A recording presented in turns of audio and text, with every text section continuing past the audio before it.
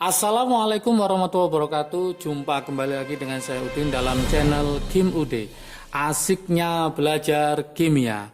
Materi hari ini adalah pembahasan tentang soal-soal sifat koligatif larutan. Masih ingat di materi sebelumnya ada 5 ya, tentang satuan konsentrasi, tentang penurunan titik beku, kenaikan titik didih, penurunan tekanan uap, tekanan osmotik, ya semuanya sudah lengkap. Silakan materi dipelajari lagi. Dan saatnya sekarang saya akan membahas tentang soal-soal yang sering keluar di soal-soal ujian masuk perguruan tinggi negeri ya. Baik itu UTBK, SIMA UI, USM ITB atau UM UGM ya. Oleh karena itu teman-teman mulai dari sekarang harus sudah siap dengan model atau variasi dari soal-soal ujian masuk perguruan tinggi. Oke, tanpa berlama-lama sebelum saya bahas, seperti biasa jangan lupa like, subscribe, dan komentarnya. Juga lonceng ditekan supaya tidak ketinggalan video terbaru dari Kim Ude. Oke, kita mulai pembahasan untuk sifat koligatif larutan. Yang pertama, soal yang pertama. Ini soal yang lumayan menantang teman-teman untuk belajar sifat koligatif larutan. Larutan soalnya seperti ini. Larutan ada larutan 0,05 mol 0,05 mol raksa 2 sulfat. Saya tulis raksa 2 sulfat supaya nanti teman-teman bisa membuat rumus senyawanya. Raksa 2 sulfat dalam 100 gram air. Dalam 100 gram air. Dengan KF, tetapan titik beku molalnya adalah, kalau air itu biasanya 1,86 ya, derajat Celcius. Membeku pada suhu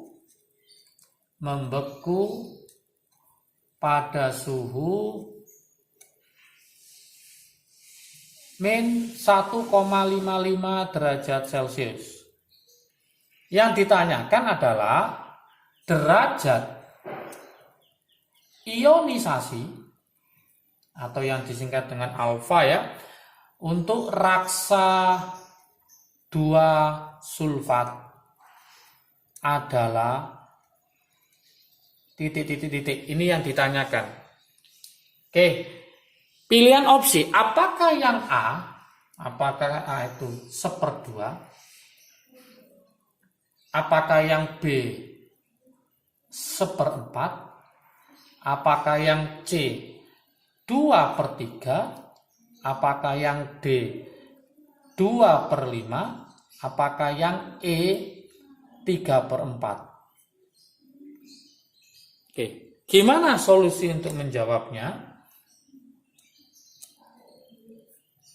Oke, masih ingatkah teman-teman semua mencari delta TF, penurunan titik beku, itu adalah TF-nya si air dikurangi TF-nya si larutan. Air membeku pada suhu berapa? Air membeku pada suhu 0 derajat Celcius.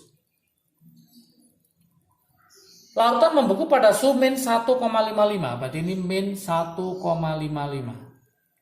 Maka hasilnya adalah 1,55. Inilah penurunan dari titik beku larutan tersebut. Sekarang kita lanjutkan rumusnya. Mencari delta TF itu rumusnya adalah M kali KF kali I, karena dia merupakan elektrolit yang diminta alfanya.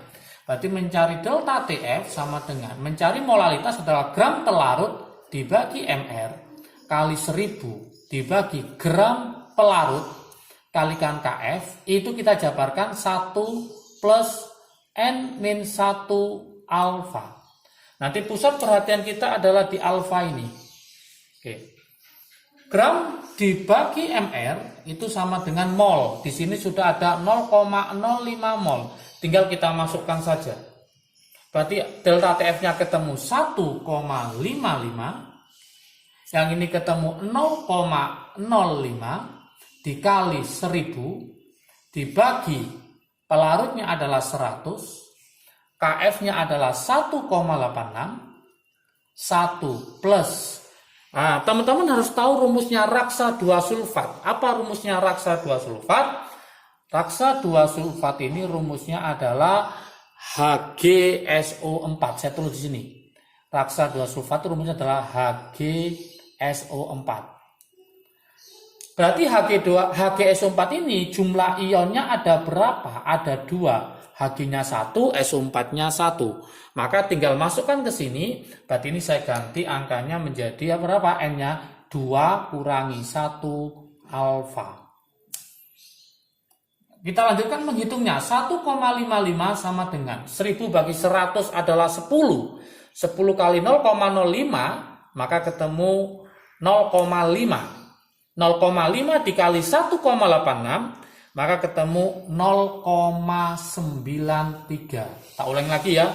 1000 bagi 100 sama dengan 10. 10 kali 0,05 ketemu 0,5. 0,5 kali 1,86. Separuh dari 1,86 adalah 0,93 dalam kurung 1. 2 kurangi 1, 1 kali alfa berarti 1 plus alfa. Sangat mudah sekali. Yuk kita uraikan secara matematika. 1,55 sama dengan ini kalikan 0,93 ditambah 0,93 alfa. Oke, ini kita pindah ke sebelah sini. 1,5 dikurangi 0,93 ketemu 0,62 sama dengan 0,93 alfa. Sehingga kesimpulannya mencari alfa sama dengan 0,62 dibagi 0,93. Kalau kita sederhanakan berarti alfanya sama dengan 2/3. Inilah jawabannya. Kita cari di pilihan manakah yang 2/3. Ternyata jawabannya adalah yang C. Sangat mudah sekali ya. Oke, soal nomor 2. Soal nomor 2. Larutan, saya perhatikan soal yang sini. Larutan yang isotonis dengan NaCl, natrium klorida, berapa? 0,1 m. Itu yang mana? Apakah yang A? Yang A yaitu magnesium klorida. Magnesium klorida. Saya buat 0,1 m. Apakah yang B? Natrium hidroksida. Natrium hidroksida 0,2 m. Atau yang C, aluminium sulfat. Aluminium sulfat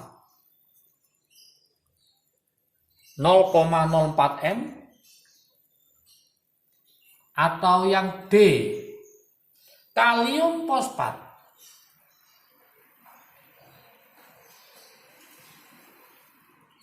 Kalium fosfat 0,15 m. Atau terakhir yang E, glukosa.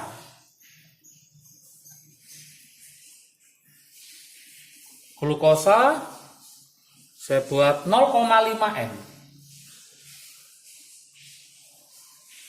M ya, M besar, molaritas. Kenapa ditulis seperti ini? Supaya teman-teman nanti bisa terjebak kalau tidak paham tentang rumus kimia dari magnesium klorida, natrium hidroksida, aluminium sulfat, kalium fosfat. Karena nanti berhubungan mencari I-nya. Oke, sekarang kita coba solusinya gimana. Magnesium klorida rumusnya apa? Teman-teman harus paham. Rumusnya adalah MgCl2. MgCl2. Karena Mg itu golongan 2, Mg2 plus, Cl-nya itu min, berarti nanti Cl-nya dikali 2, berarti MgCl2 ya. Nanti ada tata nama, videonya sudah saya buatkan. Silahkan ditonton cara membuat senyawa kation dan anion. Natrium hidroksida rumusnya adalah NaOH. Aluminium sulfat rumusnya adalah Al2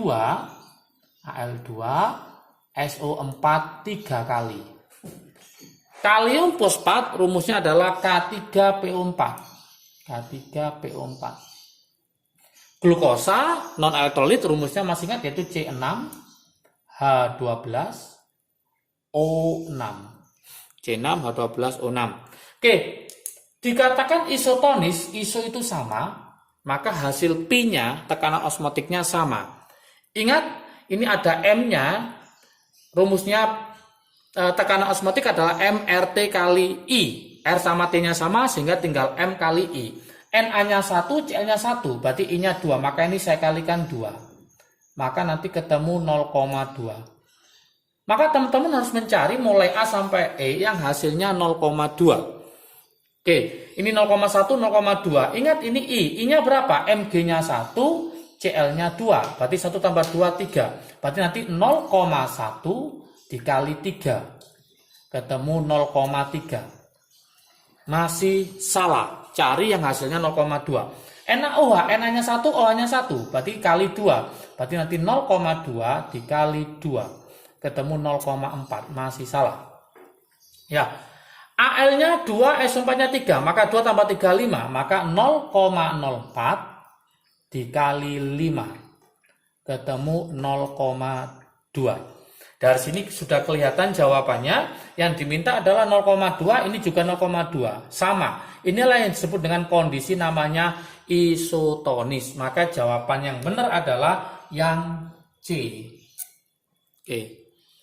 Loh, misalkan nggak percaya, kita coba yang D. Benar nggak hasilnya 0,2? Kita cek sekarang. K-nya 3, PO4-nya 1. Bukan 3 tambah 4, tapi 3 ditambah 1. Karena PO4 itu adalah poliatomik, adalah totalnya 1. Berarti 3 tambah 1, 4. Berarti nanti 0,15 dikali 4. Ketemu berapa? 0,6. Salah ya. Yang ini 0,5 karena dia adalah non elektrolit tanpa I, maka ini langsung kita tulis 0,5. Kenapa? Karena nggak ada I-nya, nggak ada pengalinya. Tetap dari sini maka tetap jawabannya adalah yang C, karena yang isotonis hanya yang C yaitu 0,2. Mudah sekali ya. Oke, soal yang ketiga. Nah, soal yang ketiga. Ini soal yang sangat menantang. Saya buatkan soal yang agak lumayan berpikir ya. Soal yang nomor 3. Sebanyak 15 gram suatu senyawa non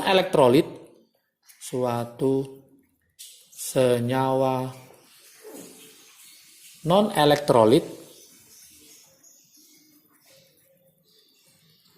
dan ada dan 29,25 gram NaCl, di mana AR-nya Na adalah 23, kemudian AR-nya si Cl adalah 35,5, dilarutkan dalam 500 gram air. Larutan tersebut agak panjang ya. Larutan tersebut membeku pada suhu, saya buatkan min 4,65 derajat Celcius. Masih ingat KF-nya air, tetapan titik beku air, molal ya, adalah 1,86. Yang diminta pertanyaannya adalah harga MR. Nah ini saya kasih warna, harga MR dari senyawa non elektrolit itu berapa? Oke. Apakah yang A 60, yang B 90, yang C 120, yang D 180, atau yang E 240. Oke, supaya gampang solusinya gimana, saya buatkan gambar alternatifnya ya. Gini, misalkan saya punya suatu wadah, ini akan saya masukkan dua zat ke dalamnya. Yang pertama adalah zat non-elektrolit. Zat non-elektrolit. Yang kedua adalah ini zat elektrolit. Kenapa saya sebut elektrolit? Karena yang dimasukkan di sini adalah NaCl. NaCl. Dimasukkan dalam air ya, di mana gram pelarutnya adalah 500 gram air. Gram air dengan titik begunya ada tetapan titik beku molalnya adalah 1,86.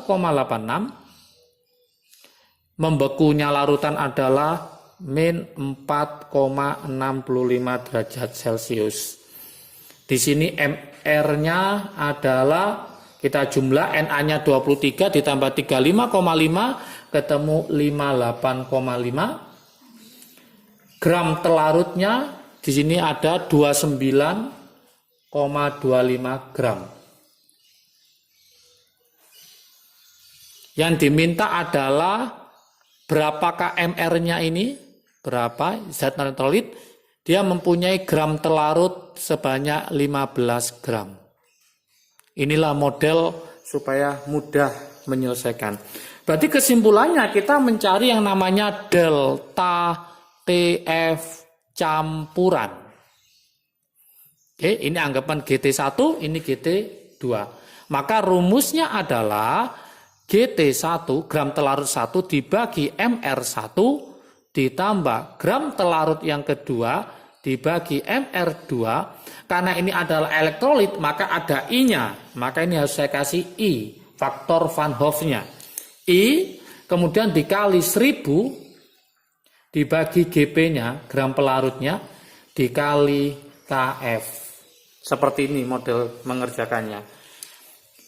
Dia membeku pada suhu min 4,65. Air membeku pada suhu 0 derajat Celcius. Maka ada selisih. Maka delta TF-nya di sini adalah 4,65 derajat Celcius. Maka tinggal kita masukkan ke sini. Berarti ini 4,65 sama dengan gram telarutnya adalah berapa tadi? 15. MR-nya dicari. Ditambah gram telarutnya yang kedua adalah 29,25 dibagi MR-nya adalah 58,5. I-nya berapa? Na-nya 1, Cl-nya 1. 1 tambah 1, 2. Berarti I-nya ketemu 2. Dikali 1000. Dibagi GP-nya adalah gram pelarutnya adalah 500. KF-nya adalah 1,86. Oke. Supaya mudah, ini saya taruh di sini, berarti ini 4,65 dibagi 1,86 sama dengan, ini tak biarin, 15 dibagi MR sama dengan 2 dikali, ini 1000 bagi 500 ketemu 2, 2 kali 15, ini saya ganti 30. Kemudian ini 2 kali 29,25 ketemu 58,5, maka hasilnya 1. 1 dikali 2, maka ini jadi 2 ya. 2 dikali hasilnya ini adalah 1, berarti 2 kali 1 hasilnya 2. 4,65 dibagi 1,86, ini ketemu 2,5, berarti 2,5 sama dengan 30 per MR ditambah 2.